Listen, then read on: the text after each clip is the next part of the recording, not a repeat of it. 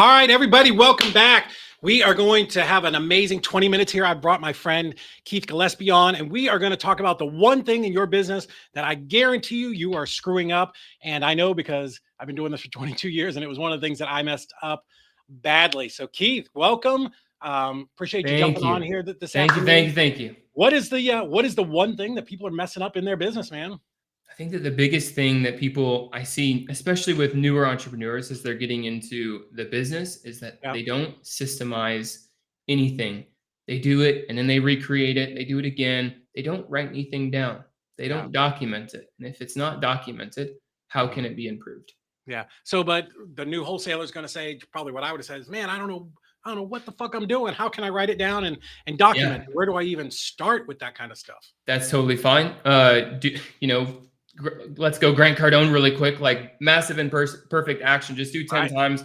Just go out and do it the first time. However, I don't think I know that when you want to scale your business and you want to automate this, if you want to delegate this to other people, Mhm. set them up for success, you have to put them in a box. And what I mean by that is giving them a structure. Here's the SOP to follow. Here's what we do. Here's how we do it. Here's why we do it this way. Yeah. And if there's no SOP, there's no system, there's no structure. Therefore, you are literally setting them up for failure from the get-go. Right. One of the things that we say in our company is simple is scalable. So we try not to overcomplicate things. Yeah. So the way that I started with this, and first off, I went years and years and years with no system, and that was one of the things that we definitely implemented and allowed us to scale our company up. Yeah. But literally, like you're saying, every time we did it, we did it a little bit different. I remember one time I had these 3 girls who were doing dispo for me, and I talked to them. And one morning I'm like, "Hey, Cassandra, what are you doing?" And she's like, "Oh, I'm doing this, this, and this." And "Hey, Rachel, what are you doing?" I'm doing that, this, and the other thing. And the third girl, Taylor, she was doing it. And I'm like, "Girls, we're supposed to be doing 10 things and you're doing 6, and you're all doing 6 different things. No wonder Yes. we're not getting any traction and going out Yes. there and doing it." So yeah, I 100% agree. Just start writing something down, right? Say, whatever the first 2 or 3 steps are, and then you follow that. And then the more you do it, maybe you just kind of fill in and make it a little more detailed. Is that what you suggest? Yeah. And I think that a lot of people struggle, frankly, with discipline Yeah. and not doing it because it's boring, right? Picking up the phone, doing the same thing, going through the same script, talking. It gets a little bit boring. And so people want to have Mhm. variety in their life and switch it up. And this is actually a really bad thing because it leads Yeah. to inconsistent inputs. And Mhm. so if you were to think about, just think about 4 corners of the United States: Seattle, Washington, San Diego, California, Washington, D.C., and some Miami, Florida. You Right. walk into a McDonald's. I call this the Mickey D's method. If you walk into Yes. McDonald's and you order what is that thing called? A freaking Big Mac, right? It's going to come out looking the same, smelling the same, and tasting the same. Well, why is that? Because it's the same ingredients and Mhm. it's the same process. So Yeah. consistency in our inputs results in consistency in our outputs. We can expect Mhm. to have a duplicatable result or outcome because of this. And too often people are not disciplined Yeah. in their inputs. They're not picking, their speed to lead is super slow. They're not calling consistently. They're not calling their leads every single day Yeah. until they can get them on a triage call. And so it's because they don't have a system that they're following. They're kind of just winging it. It's interesting. One of my mentors and good friends, she said the same thing. Like, getting rich is not exciting or sexy. It's literally doing the same thing just over and over Yeah. and over again, and developing that system. But I love that you talk about McDonald's. If you guys have not seen this, the greatest movie out there for like entrepreneurs is The Founder with Michael Keaton, where Yeah. he plays Ray Kroc, the guy who started McDonald's. He definitely took McDonald's and expanded it, right? Like, Yeah. you could love the guy or hate He the gets the guy, but credit. he does get the credit. But one of the fantastic things in the movie is where they go into like this gymnasium, and they literally like tape out the kitchen of a McDonald's, Yeah. and they try to simplify and shorten all the movements so that literally you could bring in a 16-year-old Yeah. and teach them how to run that business. And 16 to 20-year-olds run McDonald's, which is a bazillion dollar, $1 trillion business, or Yep. whatever they're doing. And they can do that because they have a simple and scalable system, right? Yeah. So I love that you even bring McDonald's up, because that is one of my favorite movies. Well, it's because I watched that video and the whole Yeah. thing when he was writing, what I'm pretty sure it was either tape or chalk when Yeah, one of in those, the right? actual story, right? And he was originally, it was like, you're running into each other. You have to go across Yes. the floor. Like, this is Yeah. retarded. you need to create efficiencies in your business so that you can collapse time and Mhm. get a little bit more traction. And that really made a mark on me. And then Yeah. a year or two later, I read the book Principles by Ray Dalio. It's a Mm. huge book. It's Oh, a very yeah. dry read. It's about the size of a freaking dictionary, but it's amazing. And really what he breaks it down to is you need to simplify your life Mhm. all the way down to your principles. Not here's what to do, but here's why I do it. And if you can get down to your Love that. core principles, then when you're faced with a new thing that you've never, it's a new challenge, it's a new problem, it's a new hurdle, it's a new obstacle that you've never faced before. You don't know what to do because you've never been there. That's okay, because we can go back to our principles Mhm. and make a decision based off of this principle. And that also creates efficiencies and systems within our Right. So would that be like your core values? well, yeah, I mean, it could be, but let's bring it into a really direct and applicable use of that. It's like Mhm. in our triage call, Yeah. our first call with the seller, we're always going to ask this one question.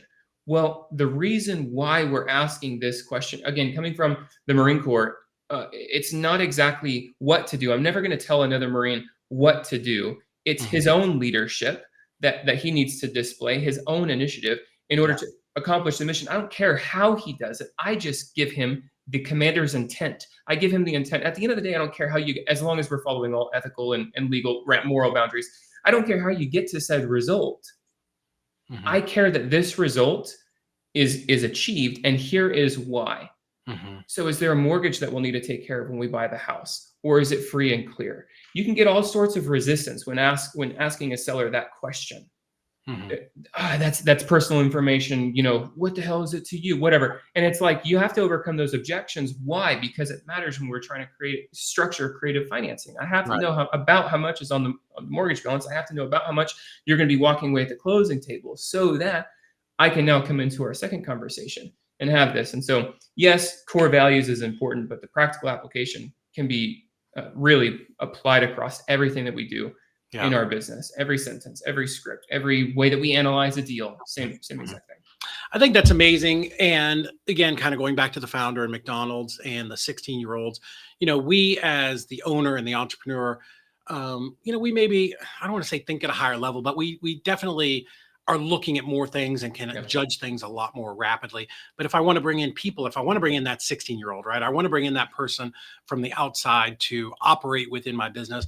I think it's incredibly important that we do have SOPs, right? Standard operating procedures that we can say, hey, little Bobby, this is your job. This is how you go through it, right? Yeah. But it's also important to monitor that and say, is what I wrote, does it work? Like that's a Yes. living, breathing document, right? It's not like we write it one time and it's good for the rest of our No, lives. you refine it every time. Sure, right? We have to look at it and say, hey, is this working? Is it understandable, right? Can the person who's coming in, can they execute it? And then is it getting me the results I want? And if not, I can go back and start to tweak that. So I think that's absolutely amazing. And probably coming, I don't know if people will jump into it real fast here, but you were in the Marine Corps, you were stationed all over the world doing Yeah. doing deals back in the United States and of course on all kinds of different time zones. So I clearly coming out of the military, SOPs are very, very important. My son was Yeah. in the Navy, and he would tell me that the directions for stuff were literally written at like a second grade level. Yes. Yeah. Let me It's talk like it was so dumb. I want to talk on that point really, really briefly. So I joined the Marine Corps when I was 17 years old, Mhm. and the majority of Marines, 18, 19, 20, 20, and 20, 21, and 22, like that, the more than 60% of the Marine Corps is that age group. Wow. So let's talk about the Marine Corps as a business. So I'm wearing the shirt. 1776 is when America was founded, if you will. But believe it or not, the Marine Corps actually predates America. 1775 is the inception of the Marine Corps. So Nice. we have now been in business for 250 years. Yeah. Okay, how in the world? This will blow your mind when you think about the Marine Corps as a business. You have a bunch of 17, 18, 19, 20, 21, and 22-year olds that think about this. Marine Corps boot camp, roughly 90 days. Once you graduate boot camp, then you go to Marine Combat Training, MCT. That's roughly another month. So they break you down and they build you back up over 120 days. You're now a fresh 18-year-old. You're a child. You don't know freaking anything. They give you an M16 or now it's an M4. They ship your ass to Afghanistan and they say, go fight America's battles.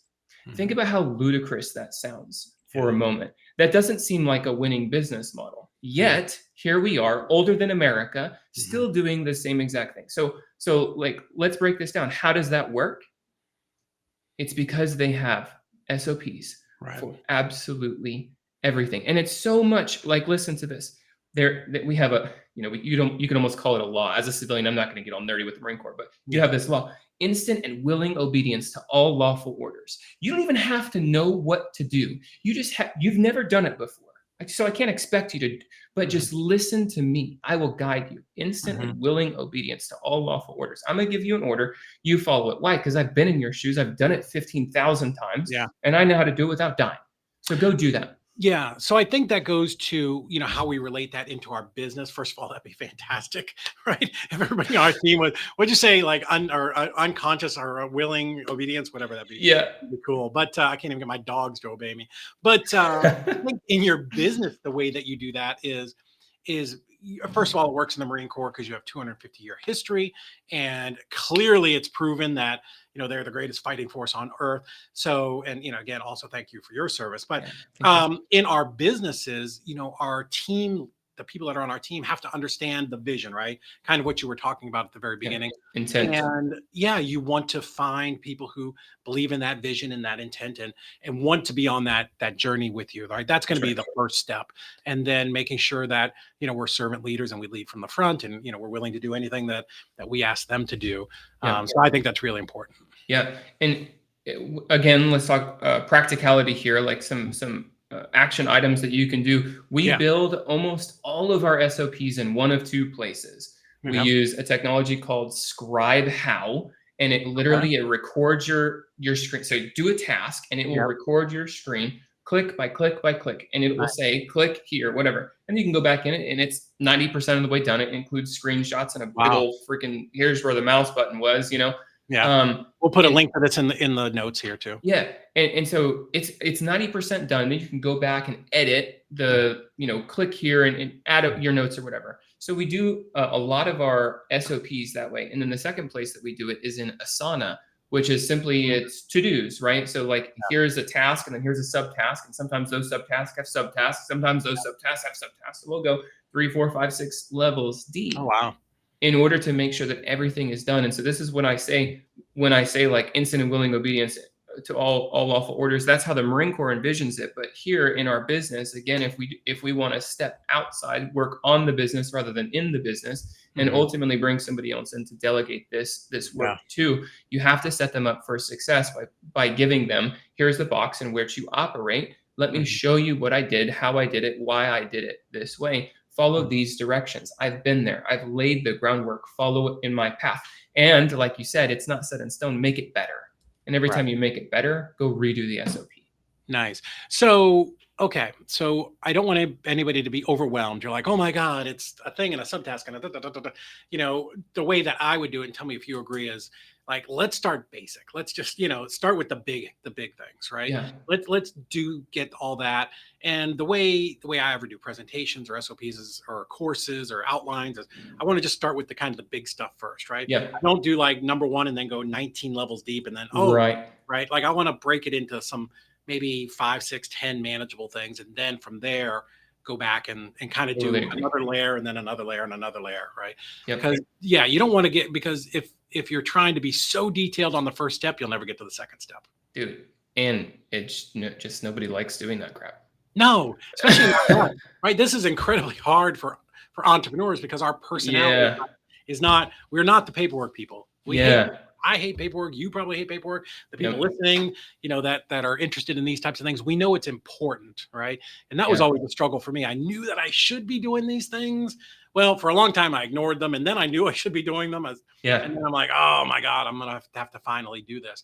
But one thing, I don't know if you've ever read "Buy Back Your Time" by Dan Martell. Hmm. Fantastic book. If you guys haven't read it, it's amazing. Changed my life a year ago.